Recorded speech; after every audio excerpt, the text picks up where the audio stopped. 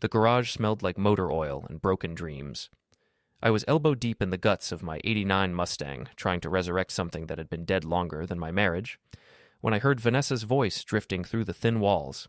That laugh again, the one that sounded like wind chimes in a tornado, all wrong and out of place. "Oh, Eric, you're so bad," she giggled into her phone. "I can't wait to see you tomorrow." I wiped my greasy hands on an old rag and checked my watch. 11:30 p.m. Who the hell was she talking to at this hour? Eric? I knew exactly one Eric, and he was her smarmy coworker at the law firm, the kind of guy who wore cologne like armor and treated every conversation like a closing argument. The garage door between us might as well have been made of tissue paper. I could hear every word, every breathy pause, every sound that made my stomach twist into knots I didn't know existed. "He's in the garage again," she continued, her voice dropping to what she probably thought was a whisper. "Playing with his toys like a little boy. Sometimes I wonder what I saw in him." I set down my wrench carefully, the way you'd handle a live grenade, 15 years of marriage, and this was what it had come to? Me finding out my wife thought I was pathetic, through eavesdropping in my own damn garage. "I have something to tell you," she said, and her voice changed. Softer, more intimate. "Something that's going to change everything." I pressed my ear against the door, feeling like a spy in my own home. The irony wasn't lost on me. Here I was, a guy who fixed things for a living, listening to his world fall apart one whispered word at a time. "I'm late," she said. "Really late. I think I might be pregnant." The wrench slipped from my fingers and clattered to the concrete floor. The sound echoed through the garage like a gunshot. Pregnant? We hadn't been intimate in months. Hell, we barely spoke unless it was about bills or whose turn it was to take out the trash. The last time we'd been together was... Jesus, when was it? Before Christmas? That awkward mechanical encounter that felt more like a chore than making love? "I have to go," she whispered quickly. "He's making noise out there. But Eric, this could be our chance. Our fresh start." Our chance? Our fresh start? I felt something cold and sharp settle in my chest, like swallowing a handful of ice cubes. The call ended, and I heard her footsteps padding across the kitchen floor above me. I stood there in the dim light of my garage, surrounded by tools and half-finished projects, trying to process what I'd just heard. 10 minutes later, she appeared in the doorway. Vanessa had always been beautiful. That sharp, angular beauty that looked good in courtroom photographs and law firm newsletters. Tonight, she was practically glowing, her cheeks flushed with what I now realized wasn't excitement about us. "Honey," she said, and the word sounded foreign in her mouth. When was the last time she'd called me honey? "I have some news." She held up a little plastic stick, the kind that changes your life in the time it takes to pee on it. 2 pink lines. Positive. "I'm pregnant," she announced, like she was declaring victory in a case. "Get your bank account ready, future dad." I looked at her, then at the test, then back at her face. That face I'd kissed on our wedding day, the face I'd watched sleep for 15 years, the face that had just been whispering sweet nothings to another man. "What a surprise," I said, and somehow managed to smile. "Maybe I should buy a lottery ticket while I'm up." She laughed, but it wasn't the same laugh I'd heard through the door. This one was forced, practiced, the laugh she used with clients and judges. "Aren't you excited?" she asked, stepping closer. "We're going to be parents again. Emma's going to have a little brother or sister." Emma. Our 18-year-old daughter, away at college, living her own life. The thought of her finding out about this mess made my stomach turn.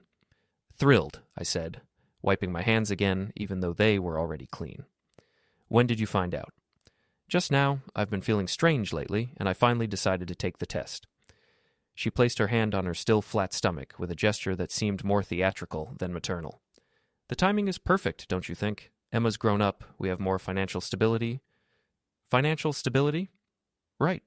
Because nothing said romance like talking about money when announcing a pregnancy that couldn't possibly be mine." "How far along do you think you are?" I asked, keeping my voice carefully neutral. She shrugged, but I caught something flickering across her face. Calculation. "Hard to say. Maybe 6 weeks? 2 months? You know how irregular I've been lately." I knew exactly how irregular she'd been. I also knew that 6 weeks ago, I'd been in Detroit for a week-long training seminar. 2 months ago, I'd been in Chicago, helping my brother move. The math wasn't adding up, and from the way she avoided my eyes, she knew it too. "Well," I said, setting down my tools with deliberate care, "this certainly is a night full of surprises." She kissed my cheek. a quick, perfunctory peck that felt more like a business transaction than affection. "I'm going to bed. Don't stay up too late with your car." After she left, I stood alone in the garage, staring at the Mustang. The engine was torn apart, pieces scattered across my workbench like the remnants of something that used to work. Just like everything else in my life, apparently. I pulled out my phone and scrolled through my contacts until I found Doug's number. Doug Martinez owned a bar downtown and had been my best friend since high school. More importantly, he was an ex-cop who understood the difference between being suspicious and being paranoid.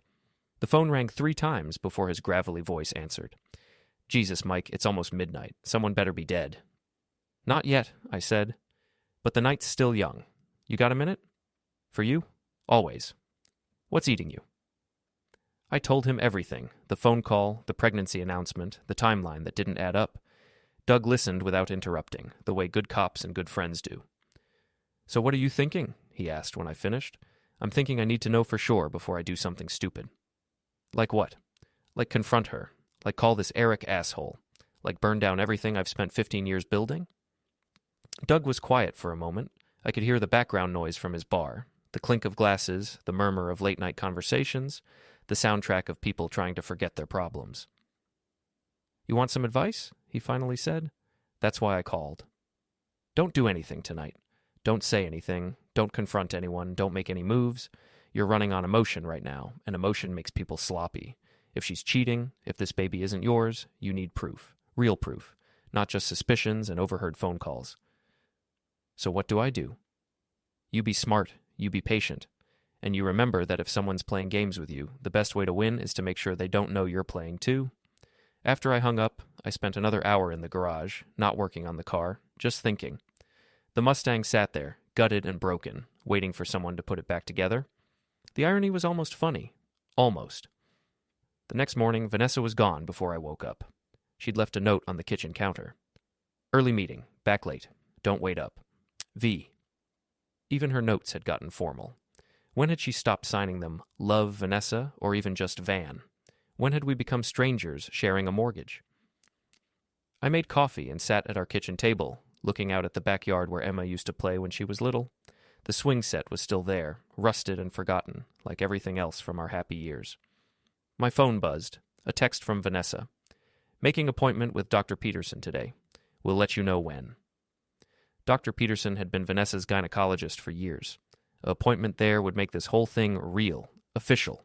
It would also give me a timeline. I texted back, "Sounds good. Excited to hear what she says."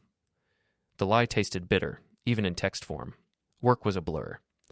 I ran Martinez Auto Repair with my business partner, Tommy Chen, no relation to Doug, despite the name confusion that had plagued us for years. Tommy was a good mechanic and a better friend, the kind of guy who could tell when something was wrong just by looking at you. "You look like hell," he said when I walked into the shop. "Vanessa keeping you up again with her case prep?" "Something like that." I grabbed my coveralls from the hook by the door. "What have we got today?" "Mrs. Henderson's Buick needs a transmission rebuild, and that kid with the Honda is coming back for his alternator. Plus, we got a new one, some lawyer type with a BMW. Says his car is making a weird noise." Lawyer type. My stomach clenched. "What's his name?" Tommy checked the clipboard. "Eric Daniels. Sounds familiar?" Eric Daniels. So that was his full name. The man who was potentially the father of my wife's baby was bringing his car to my shop. The universe had a twisted sense of humor. "Yeah," I said. "I think I know him." Hey, Eric showed up around noon, driving a silver BMW that probably cost more than I made in 6 months. He was exactly what I'd expected. Tall, artificially tanned, with the kind of perfect hair that required more product than my wife used. He wore a suit that screamed expensive and a watch that screamed louder. "You must be Mike," he said, extending a manicured hand. "I'm Eric Daniels. I work with your wife at Morrison, Klein & Associates." I shook his hand, resisting the urge to squeeze hard enough to leave marks. "Right. Vanessa mentioned you." That was a lie, but it felt good to say. I watched his face for any reaction, any sign that he knew I knew. Nothing. Either he was a better actor than I thought, or he genuinely believed he was fooling everyone. "Great woman, Vanessa," he said with a smile that was probably supposed to be friendly. "Really sharp. One of the best lawyers I've ever worked with." "She's something special," I agreed. "So what's wrong with your car?" He described a clicking noise that sounded like a CV joint issue. Expensive to fix, but not complicated. I quoted him a price that was fair, but definitely not discounted. "When can you have it done?" he asked. "Couple days. I'll need to order the parts." "Perfect. Vanessa mentioned you guys do great work." There it was again. Vanessa this, Vanessa that. Like her name was a password between us. After he left, I called the parts supplier and ordered the CV joint. Then I did something that probably crossed a line. I made a copy of his key. Doug had taught me a long time ago that information was power, and right now I needed all the power I could get. If Eric was sleeping with my wife, if he was the father of her baby, I wanted to know everything about him. That evening, Vanessa came home with Chinese takeout and news from her doctor's appointment. "Dr. Peterson thinks I'm about 8 weeks along," she said, unpacking containers of lo mein and General Tissot's chicken. "Everything looks normal. She wants to see me again in a month." 8 weeks? I did the math in my head. 8 weeks ago I'd been in Detroit. But 8 weeks was also an estimate, wasn't it? Could be 6 weeks, could be 10. Medical science wasn't exact. "That's great news," I said. "Did she say anything about, I don't know, what we should expect?" Vanessa launched into a detailed explanation of prenatal vitamins and dietary restrictions. But I was only half listening. I was watching her face, looking for tells, for signs that she was lying or uncomfortable. She seemed genuinely excited, which made everything worse somehow. "Oh, and I scheduled the first ultrasound for next month," she added. "You'll want to be there, right?" "Wouldn't miss it." Another lie. By next month, I planned to know exactly whose baby she was carrying. After dinner, she settled in to watch some legal drama on TV. I told her I had some paperwork to catch up on and retreated to my home office. Really just a converted spare bedroom with a desk and a filing cabinet. I opened my laptop and started researching Eric Daniels. Social media made stalking almost too easy. His Facebook page was a monument to narcissism. Gym selfies, expensive restaurant check-ins, photos of him at various social events looking smug and successful. But it was his Instagram that hit the jackpot. 3 weeks ago, he'd posted a photo from some upscale bar downtown. The caption read, "A great night with amazing company." In the background, barely visible but definitely recognizable, was my wife. I screenshot the image and started scrolling back through his posts. There were others, subtle ones that I might have missed if I wasn't looking for them. A photo of 2 wine glasses at a restaurant where Vanessa had claimed to be having dinner with her sister, a picture of a hotel room in Chicago posted the same weekend Vanessa had gone to that legal conference. Before we dive deeper into this story, I have one small request. Please subscribe, drop a like, comment, and hit that hype button to boost this channel so more people can discover these incredible Reddit stories. The evidence was circumstantial, but damning. My wife was having an affair, and she was having it with Eric Daniels. I spent the next hour learning everything I could about him. He was 35, divorced, no kids. He'd been with Morrison, Klein & Associates for 3 years, specializing in corporate law. He lived in a condo downtown, drove the BMW I'd seen today, and based on his social media presence, spent most of his free time at the gym or at expensive restaurants. He was everything I wasn't. Polished, successful, the kind of man who belonged in Vanessa's world of law firms and client dinners. I was just the guy who fixed cars and came home with grease under his fingernails. But I was also the guy who knew how to take things apart and put them back together. And right now, my life needed some serious mechanical work. My phone rang. Doug. "How you holding up?" he asked. "Found him," I said. "Eric Daniels. Corporate lawyer, drives a BMW, thinks he's God's gift to womankind." "You sure it's him?" I told Doug about the Instagram photos and the timeline. Doug listened, occasionally grunting in acknowledgement. "Sounds like you got your smoking gun," he said when I finished. "Question is, what are you going to do with it?" "I don't know yet, but I'm not going to sit here and pretend everything's fine while my wife carries another man's baby. Just remember what I told you yesterday. Be smart, be patient, and whatever you do, don't let them know you're onto them until you're ready to make your move." "What kind of move?" "That's up to you, brother, but when you're ready, you call me. I got your back." After I hung up, I sat in my office for a long time, staring at Eric's Instagram photos. In one of them, he was flexing in front of a gym mirror, all fake tan and perfect teeth. The caption read, "Another day, another victory." "We'll see about that," I said to the empty room. 2 days later, Eric's BMW was ready. I'd fixed the CV joint and done a thorough inspection of the rest of the car. It was in good shape. He took care of his toys, I'd give him that. When he came to pick it up, he seemed different, more confident if that was possible. He practically swaggered into the shop. "Mike," he called out like we were old friends. "How's the car looking?" "Good as new," I said, handing him the keys. CV joint was shot, but everything else checks out. Excellent. What do I owe you? I gave him the bill, and he paid without even looking at the total. Must be nice to have that kind of money. You know, he said as he signed the credit card receipt. Vanessa told me about the baby. Congratulations, man. That's exciting news. The pen in my hand nearly snapped in half. He knew. The bastard knew about the pregnancy, and he was standing here congratulating me for it. Yeah, I managed. We're thrilled.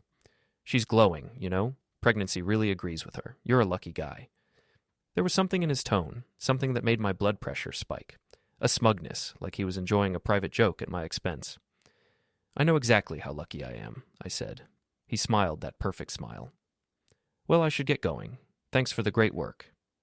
After he left, I had to step outside and walk around the block to keep from putting my fist through a wall. The nerve of the guy.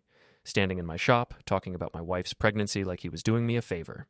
That night, I made a decision. I was going to follow them.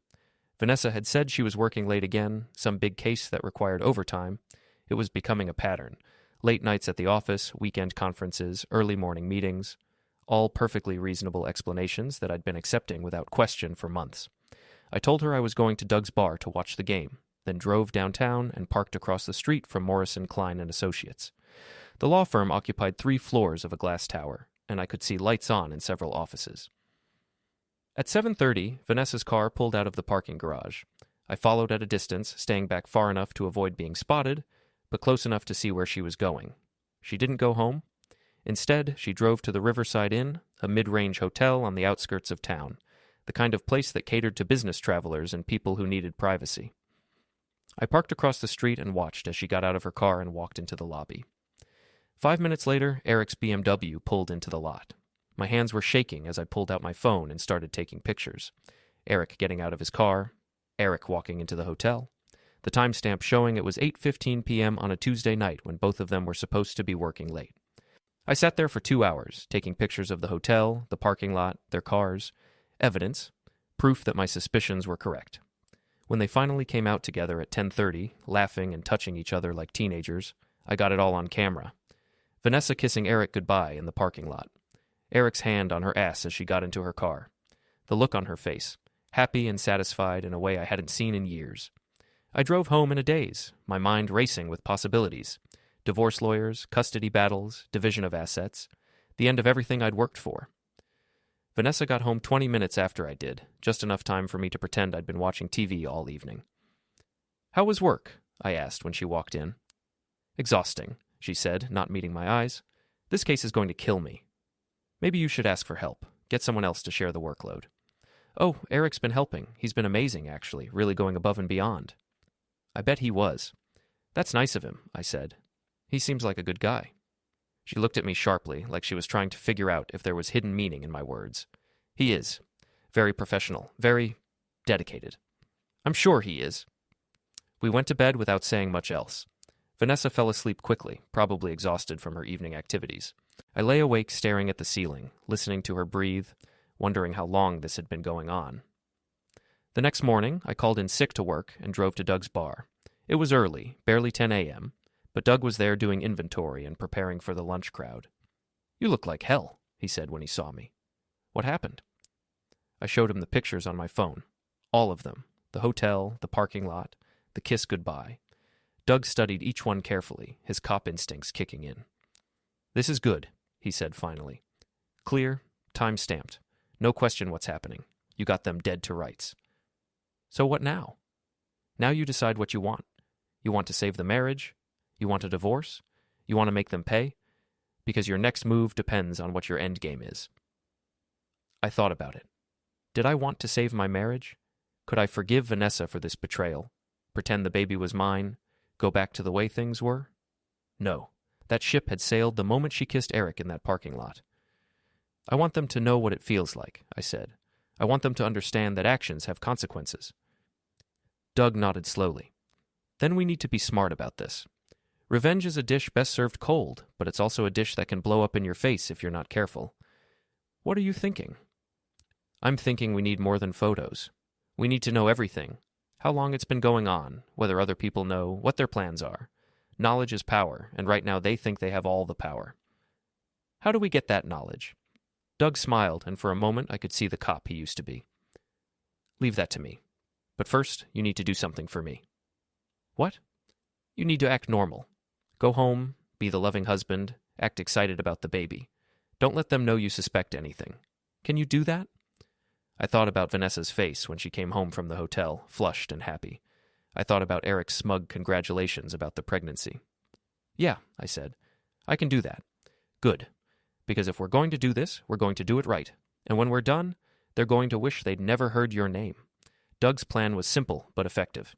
He had contacts from his police days, people who specialized in gathering information that wasn't exactly public record. Within a week, I knew more about Eric Daniels than his own mother did. He'd been divorced for 2 years after his ex-wife caught him cheating with a paralegal. He had a gambling problem that he'd mostly gotten under control, but still owed money to some unsavory people. His condo was mortgaged to the hilt, and his BMW was leased, not owned. The successful lawyer image was mostly smoke and mirrors. More importantly, Doug's contact at the phone company had provided Eric's call records for the past 3 months. The affair had been going on for at least that long, maybe longer. There were dozens of calls between him and Vanessa, often late at night or early in the morning. Your wife's got terrible operational security, Doug said as we reviewed the evidence in his office above the bar. They're using their real phones, meeting at the same hotel, following predictable patterns. It's like they want to get caught. Maybe they do, I said. Maybe this is their way of forcing the issue. You think she wants a divorce? I considered it. Vanessa had been distant for months, maybe longer. She'd thrown herself into work, spent less and less time at home, seemed irritated by my presence. Maybe the affair wasn't just about sex. Maybe it was her exit strategy. Could be, but if that's the case, why the pregnancy announcement? Why not just ask for a divorce? Because pregnant women get better settlements, Doug said grimly. Especially when they can claim the husband was neglectful or emotionally absent. She gets the house, spousal support, child support for a kid that isn't even yours. The thought made my stomach turn. That's diabolical. That's lawyering. Your wife's a smart woman, Mike. She knows exactly how to play this game. But I was learning the rules too. Over the next few days, I started paying closer attention to everything. Vanessa's schedule, her moods, her phone habits. I installed a tracking app on our shared computer and started monitoring her online activity.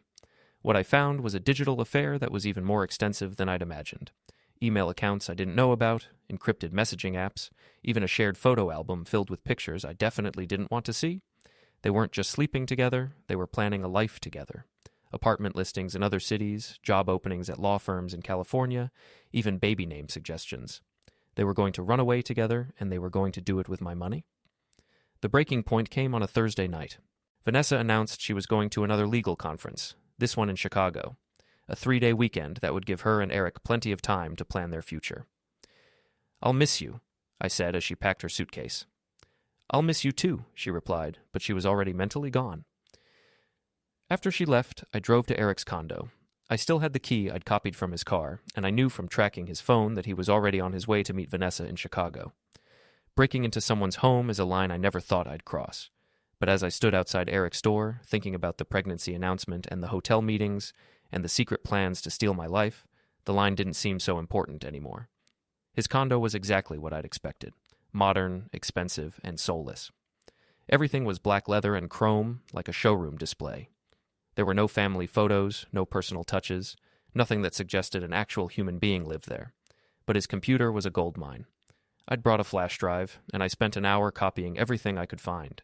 Emails, financial records, browser history, even his dating app profiles where he was still actively looking for other women while sleeping with my wife. The most damning evidence was a folder labeled V that contained hundreds of photos and videos of their affair. Some were innocent, dinner dates, weekend trips, but others were definitely not suitable for family viewing. There was also a document titled Timeline that laid out their entire plan.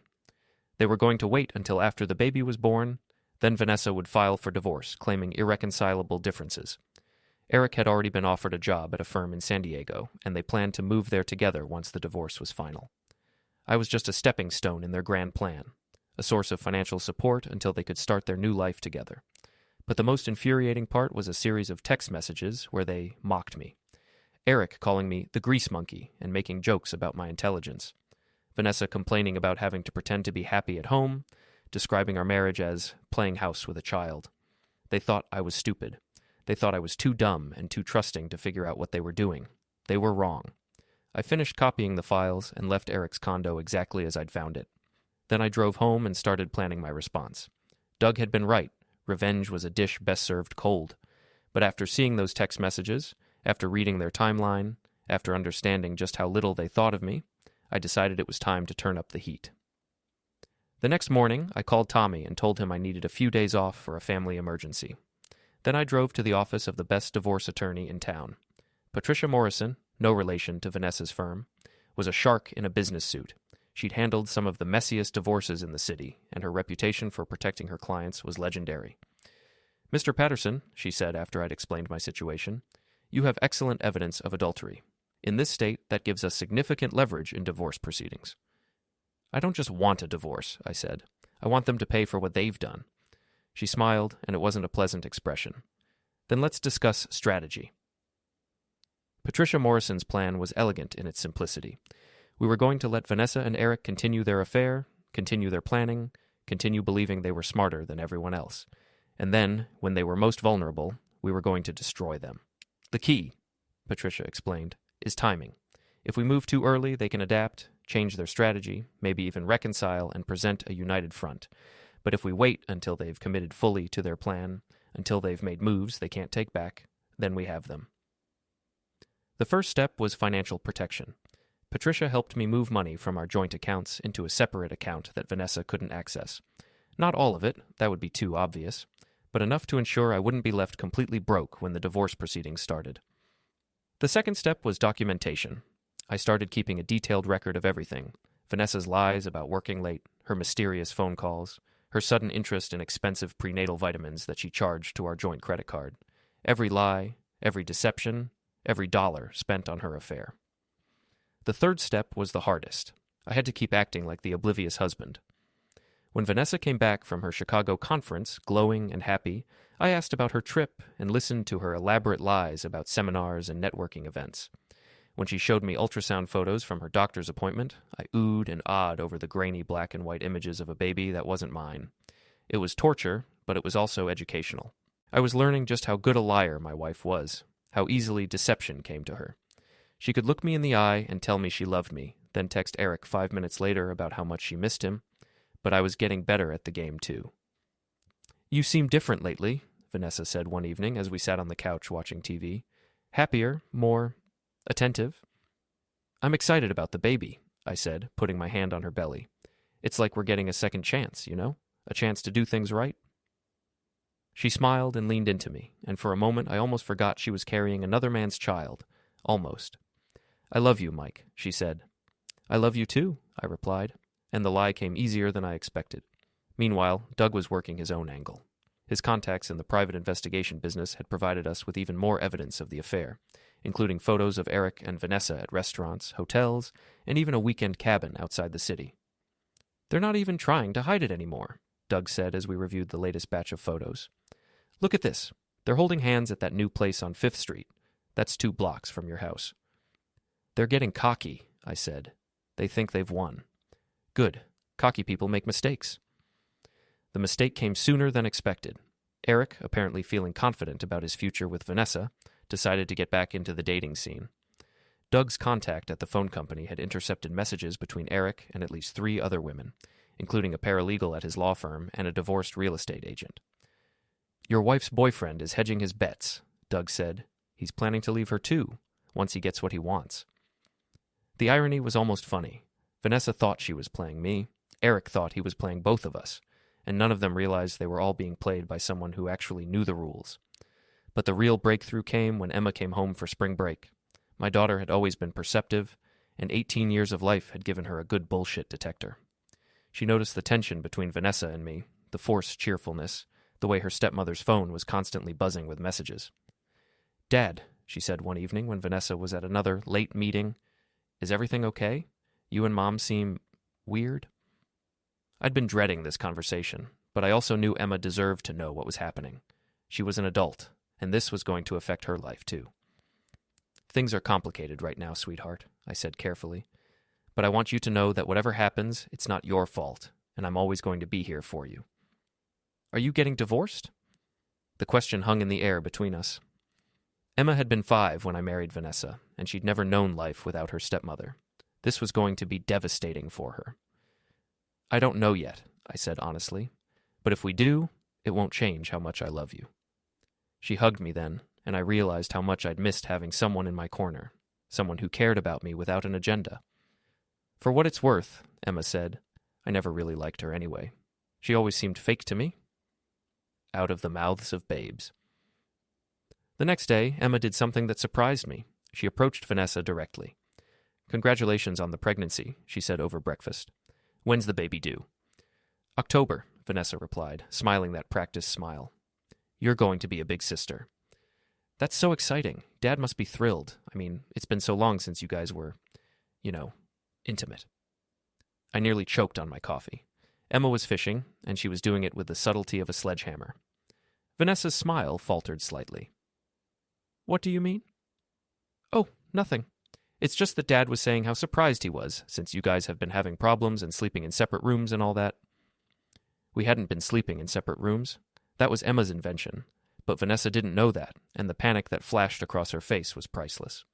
We haven't been having problems, Vanessa said quickly. Everything's fine between us. Oh, good, Emma said innocently. I was worried when I heard you on the phone with that Eric guy. You sounded really close. This time, Vanessa went pale. You heard me talking to Eric? Just work stuff, I'm sure. But you were laughing a lot. Dad doesn't make you laugh like that anymore. After Vanessa left for work, I hugged my daughter again. That was either brilliant or dangerous, I said. Probably both. But Dad, she's definitely hiding something, and whoever Eric is, it's not just work. I know, sweetheart, I know. That afternoon, Patricia Morrison called with news. Your wife just made an appointment with a divorce attorney, she said. My contact at Brennan & Associates says Vanessa Patterson is coming in next week for a consultation. So, it's really happening. It's happening. But here's the interesting part. She's not going with adultery as grounds. She's claiming irreconcilable differences and emotional abandonment. She's going to paint you as the neglectful husband who drove her away. Even though she's the one having the affair. Even though, it's a smart strategy, actually.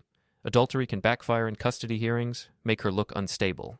But a sad, neglected wife who tried to save her marriage, that plays well with judges. So what do we do? Patricia's laugh was cold and professional. We let her file first. Let her commit to her story, and then we bury her with evidence she doesn't know we have. How long do we wait? Not long. Based on what you've told me about their timeline, I'd guess she'll file within the next month. She wants to establish her narrative before she starts showing. And Eric? Eric's going to be a problem for her. Once we expose the affair, she'll have to choose between her divorce strategy and her boyfriend. She can't have both. What do you think she'll choose? That depends on how much she really loves him, but in my experience, when people have to choose between love and money, money usually wins. I thought about the text messages I'd seen, the way Eric talked about other women, his plans to eventually leave Vanessa too. She was about to learn a hard lesson about the difference between love and lust, between partnership and manipulation. But first, I had some manipulation of my own to do. The confrontation came on a Tuesday morning in April. Vanessa had filed for divorce the previous Friday, and the papers were served to me at work by a sheriff's deputy, who looked embarrassed about the whole thing. I read through the filing in my office, surrounded by the familiar smells of motor oil and metal, irreconcilable differences, emotional abandonment, request for spousal support, the house, and full custody of the unborn child. She was asking for everything, but Patricia had prepared me for this. We'd been ready for weeks, and now it was time to play our hand. I called Vanessa's cell phone. She answered on the third ring, her voice carefully neutral. Mike, I assume you got the papers. I did. We need to talk. I think it's better if we communicate through lawyers from now on. Trust me, Vanessa. You want to hear what I have to say before this goes any further. There was a long pause. Fine. Tonight, after I get home from work. Actually, I was thinking we could meet somewhere more private. The Riverside Inn has a nice restaurant. Another pause, longer this time. Why there? Oh, I don't know. I heard you liked the place. The silence on the other end of the line was deafening. When she finally spoke, her voice was different. Smaller. I'll be there at 7. I arrived early and got a table in the back corner of the restaurant, away from other diners. The Riverside Inn's restaurant was surprisingly nice. White tablecloths, dim lighting, the kind of place where people went for romantic dinners or private conversations. Vanessa walked in at exactly 7 o'clock, looking professional in a dark suit, but nervous in a way I hadn't seen in years. She sat down across from me without saying hello. "What's this about, Mike?" I pulled out my phone and placed it on the table between us. On the screen was a photo of her and Eric kissing in the hotel parking lot, timestamp clearly visible. "It's about honesty," I said. She stared at the photo for a long moment, her face cycling through surprise, fear, and finally resignation. "How long have you known?" she asked quietly. "Long enough. The question is, how long has it been going on?" "Mike, I can explain." "No explanations, just truth." "How long?" She looked around the restaurant as if checking for escape routes. 4 months, maybe 5. "And the baby?" "What about the baby?" "Is it mine?" The question hung between us like a loaded gun. Vanessa's eyes filled with tears, the first genuine emotion I'd seen from her in months. "I don't know," she whispered. "You don't know, or you don't want to know. The timing, it could be either of you. Either of you, like I was just another contestant in some twisted game show. When's the last time we were together, Vanessa? Really together?" She thought about it, and I could see the exact moment she realized the problem with her timeline. "Christmas," she said finally. "Christmas was 4 months ago. You said you were 8 weeks pregnant a month ago. The math doesn't work. Doctors aren't always exact." "Stop." I leaned forward, keeping my voice low but firm. "Stop lying to me. Stop lying to yourself. We both know whose baby it is." She broke then. Really broke. The tears came harder, and her carefully constructed facade crumbled. "I never meant for this to happen," she said. It just did." "What just happened? You just happened to fall into bed with Eric? You just happened to plan a new life with him? You just happened to file for divorce while claiming I abandoned you emotionally?" "You did abandon me." The words came out louder than she intended, and she looked around nervously. "When's the last time you really talked to me? When's the last time you asked about my day, my dreams, my fears? When's the last time you made me feel like I mattered? When's the last time you let me? You've been pushing me away for over a year, Vanessa. Working late, going on trips, building a wall between us brick by brick. I thought it was stress. I thought it was work. I never imagined you were building an exit ramp. Eric makes me feel alive again. He listens to me. He understands my world. He's using you." I pulled out my phone again and showed her screenshots of Eric's dating app profiles, the messages with other women, the plans he'd made that didn't include her long-term future. "He's playing the field, Vanessa. You're not his great love story. You're his midlife crisis." She stared at the evidence, her face growing paler with each message. That's not possible. He loves me. He loves the idea of you, the successful lawyer, the trophy girlfriend, the woman who's going to help him start over. But look at these messages. Look at the dates. He's been cheating on you while you're cheating on me. You're lying." "I'm not. And deep down, you know I'm not." She was quiet for a long time, staring at the photos and messages on my phone. When she finally looked up, her eyes were red but determined. "What do you want, Mike?" "I want the truth. All of it. I want to know why you didn't just ask for a divorce instead of putting us both through this charade. I want to know what you were planning to do about the baby, and I want to know if any part of our marriage was real, or if I've been living a lie for 15 years. Our marriage was real, in the beginning, but we grew apart, Mike. We became different people who wanted different things.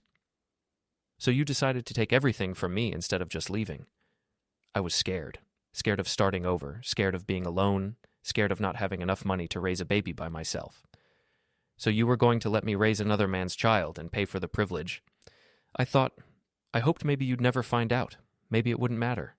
It matters, Vanessa. It all matters." We sat in silence for several minutes. The restaurant buzzed with conversation around us, couples having normal dinners, normal conversations, normal lives. "What happens now?" she asked finally. "Now you call Eric and tell him about this conversation. You tell him I know everything, and you see how fast he runs. Then you call your lawyer and withdraw the divorce petition."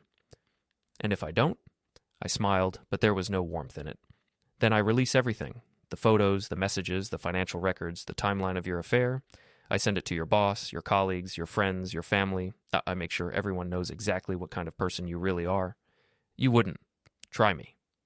She studied my face, looking for the man she'd married, the man who'd been too trusting and too forgiving for his own good. But that man was gone, replaced by someone harder, someone who'd learned the rules of her game. "I need time to think." "You have 24 hours. After that, I start making phone calls." She stood up, unsteady on her feet. Mike, Save it, Vanessa. We're way past apologies.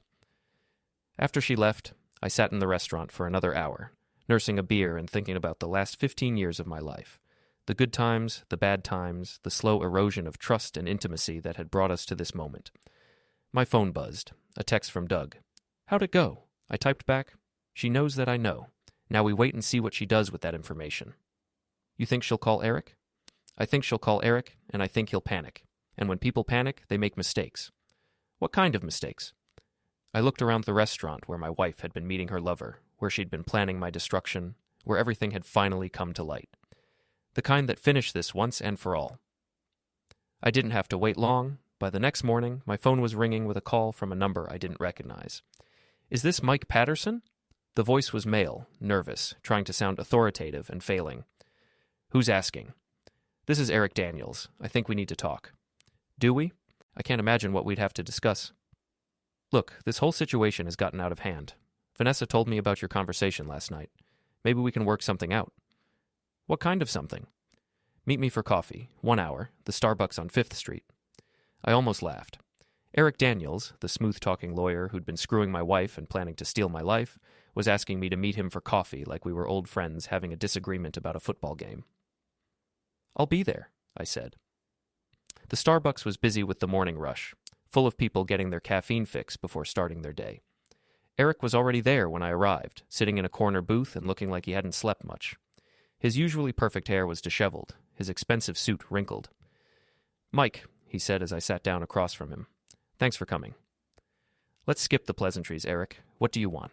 He leaned forward, lowering his voice. I want to make this right.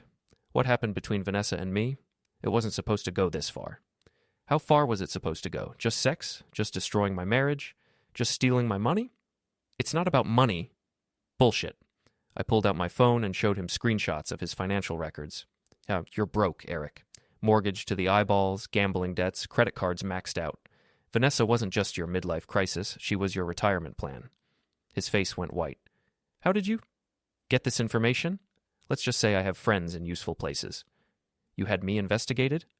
I had you researched. There's a difference. One's illegal, the other's just thorough. Eric sat back in his chair, looking defeated. What do you want from me? I want you to disappear. I want you to break it off with Vanessa, transfer to another law firm, preferably in another state, and never contact my wife again. And if I don't, then I ruin you. I send your financial information to your boss, your colleagues, your creditors.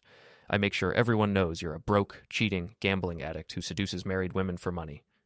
You can't prove. I can prove all of it.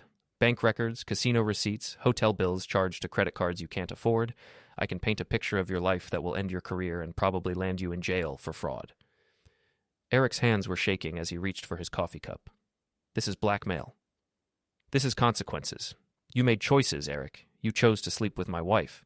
You chose to plan a future with her. You chose to mock me behind my back and treat me like I was too stupid to figure out what was happening.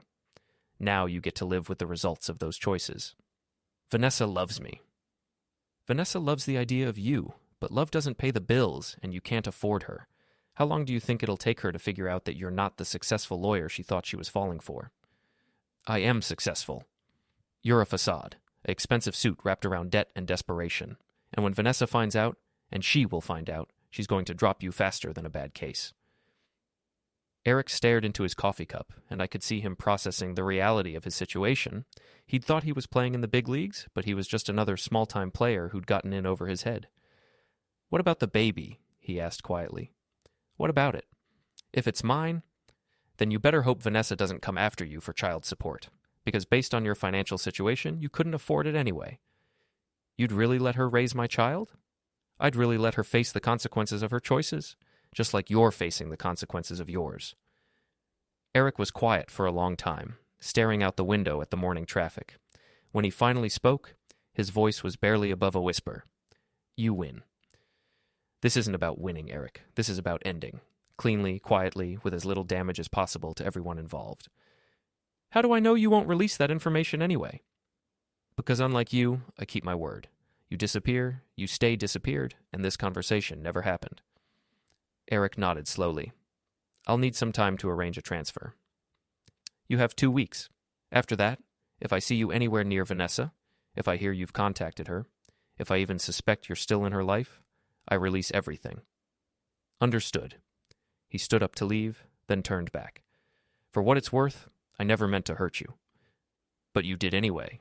That's the difference between intention and impact, Eric. And impact is what matters." After he left, I sat in the Starbucks for another few minutes, watching the morning rush continue around me. People getting coffee, checking their phones, starting their days with the assumption that their lives were stable and predictable. I'd thought that once too. My phone rang. Vanessa. "Eric called me," she said without preamble. "He told me about your meeting. And he's transferring to the San Diego office immediately. That's probably for the best. Mike, we need to talk. Really talk. About us. About the baby. About what happens next. I'm listening. Not over the phone. Tonight at home. Can you do that? Can you come home and talk to your wife?" "Your wife. Not me or Vanessa. Your wife." Like she was trying to remind both of us of what we used to be. "I'll be there at 6. Thank you." After she hung up, I called Patricia Morrison. "How did it go?" she asked. "Eric's running. Transferring to California, cutting all contact with Vanessa. And your wife? Wants to talk. Tonight. Are you prepared for that conversation?" I thought about it. Was I prepared to hear Vanessa's explanations, her apologies, her promises? Was I prepared to discuss the future of our marriage, the custody of a child that wasn't mine, the possibility of forgiveness? "I don't know," I said honestly. "But I guess I'm about to find out. Mike, whatever she says tonight, whatever promises she makes, remember what she was willing to do to you. Remember the lies, the manipulation, the plan to take everything you've worked for. People don't change overnight." "I know. Do you? Because in my experience, betrayed spouses want to believe in redemption. They want to believe that love can overcome betrayal, that marriage vows mean something even after they've been broken. But wanting something doesn't make it true. So what are you saying?" "I'm saying be careful, be smart, and remember that forgiveness and reconciliation are two different things. You can forgive someone without trusting them again. You can understand their choices without accepting the consequences of those choices. And if she asks for another chance? Then you ask yourself if you can really live with a woman who was willing to destroy you to get what she wanted. And you ask yourself if that's the kind of marriage you want to model for your daughter." Emma. I'd been so focused on Vanessa and Eric and the immediate crisis that I'd almost forgotten about the long-term implications. Emma was going to have to live with whatever decision I made. She was going to have to watch me either rebuild my marriage or end it, and either choice would affect her for the rest of her life. "I have to go," I told Patricia. "I have some thinking to do before tonight. Call me tomorrow. Whatever happens, we'll need to discuss next steps." "Will do." I spent the rest of the day at work, trying to lose myself in the familiar routine of fixing engines and solving mechanical problems. But my mind kept wandering to the conversation ahead, to the questions I needed to ask and the answers I wasn't sure I wanted to hear. At 5:30, I closed the shop and drove home to face my wife. Vanessa was in the kitchen when I got home, cooking dinner like it was any other Tuesday night. The smell of garlic and herbs filled the house, and for a moment I was transported back to better times when coming home meant warmth and welcome instead of tension and lies. "Smells good," I said, hanging my keys on the hook by the door. "Chicken parmesan, your favorite." She turned to face me, and I could see she'd been crying. Her eyes were red and puffy, her makeup smudged despite obvious attempts to repair it. "We should eat first," she said, Before we talk." "Okay." Dinner was surreal. We sat at the same table where we'd shared thousands of meals, making small talk about work and weather and everything except the elephant in the room. Vanessa had always been a good cook, and the chicken was perfect, but it tasted like cardboard in my mouth. "How's Emma doing?" she asked, cutting her food into small pieces she wasn't eating. "Oh, she's fine. Worried about us, but fine." "Does she know about everything?" "She knows we're having problems. She doesn't know the details." Vanessa nodded, staring at her plate. "She's a good kid, smart, perceptive. She gets that from her mother." I meant Emma's biological mother, who died when Emma was 3, and Vanessa knew it. The comment hung between us like an accusation. After dinner, we moved to the living room. Vanessa sat on one end of the couch, I sat on the other, with about 3 feet of space and 15 years of marriage between us. "I don't know where to start," she said. "Start with the truth, all of it. No more lies, no more excuses, no more half-truths. If we're going to have this conversation, it has to be honest." She took a deep breath. "The affair started 6 months ago. Not 4 months like I told you yesterday. It began at a legal conference in Atlanta. Eric and I had dinner, we talked, we connected. Nothing physical happened that night, but something changed. What changed? I remembered what it felt like to be seen, really seen, not as a wife or a stepmother or a partner in a failing marriage, but as a woman, as myself. Our marriage was failing? Mike, be honest. When's the last time we had a real conversation? When's the last time we made love instead of just having sex? When's the last time you looked at me like I was someone you chose to be with instead of someone you were stuck with? The questions hit harder than I expected because there was truth in them. We had grown apart. We had fallen into routines and assumptions. We had stopped seeing each other as people and started seeing each other as roles. That doesn't justify what you did, I said. No, it doesn't, but it explains it. I felt invisible in my own life, Mike, like I was going through the motions of being married without actually being married. So you decided to be married to someone else instead. I decided to feel alive again. Eric made me laugh. He listened when I talked about my cases, my dreams, my fears. He made me feel like I mattered. You mattered to me. Did I? Or did the idea of me matter to you? The wife who cooked dinner and paid half the bills and played the part you needed me to play? I wanted to argue, to defend myself, to list all the ways I'd shown love and support over the years. But sitting there, looking at the woman I'd married and barely recognized, I realized she might be right. Maybe I'd stopped seeing her as Vanessa and started seeing her as my wife. Maybe we'd both been sleepwalking through our marriage. What about the baby? I asked. The baby is Eric's, I'm almost certain. Almost? The timing. There's a small possibility it could be yours, but realistically it's his. And you were going to let me believe it was mine. I was going to hope it was yours. I was going to pray that somehow this mistake could turn into something good for us. By lying to me for the rest of our lives. By giving us a reason to reconnect. A reason to remember why we fell in love in the first place. Built on a lie. Built on hope. We sat in silence for several minutes. Outside, I could hear the sounds of suburban evening. Kids playing, dogs barking, lawnmowers running. Normal sounds from normal lives that seemed impossibly distant from our reality. Eric's gone, I said finally. I know. He called this afternoon. Said you made him an offer he couldn't refuse. He made his choice. Now you have to make yours. What choice? Whether you want to save this marriage or end it. Whether you want to work on becoming the people we used to be or accept that we're the people we've become.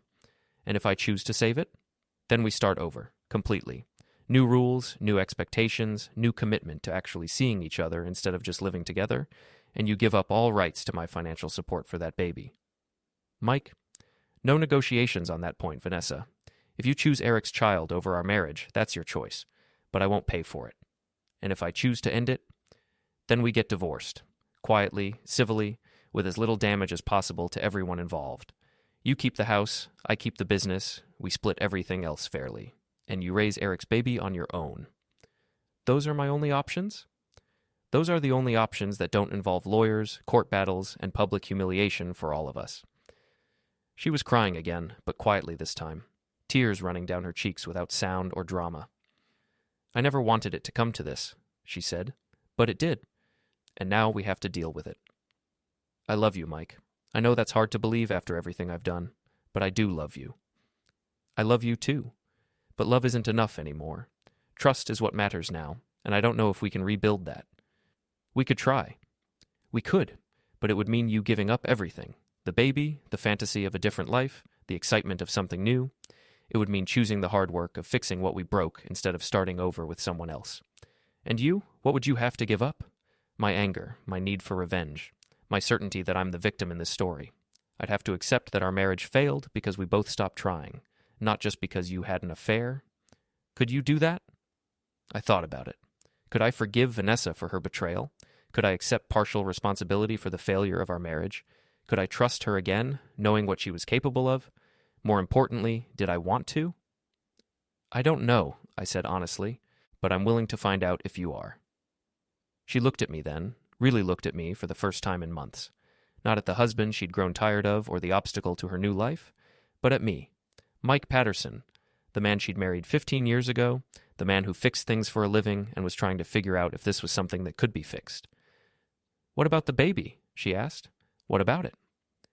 If we stay together, if we try to make this work, what happens to the baby?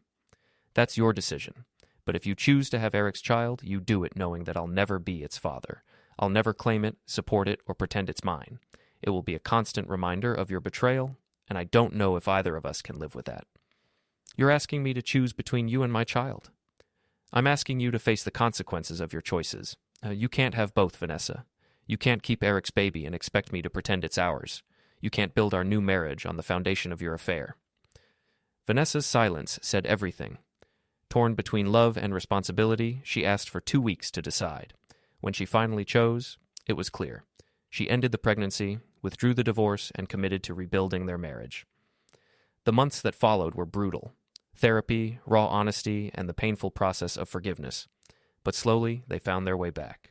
2 years later, they were laughing again. 5 years later, they renewed their vows, promising to see and trust each other as flawed but committed partners. Mike didn't regret staying, only that it took losing almost everything to realize what was worth saving.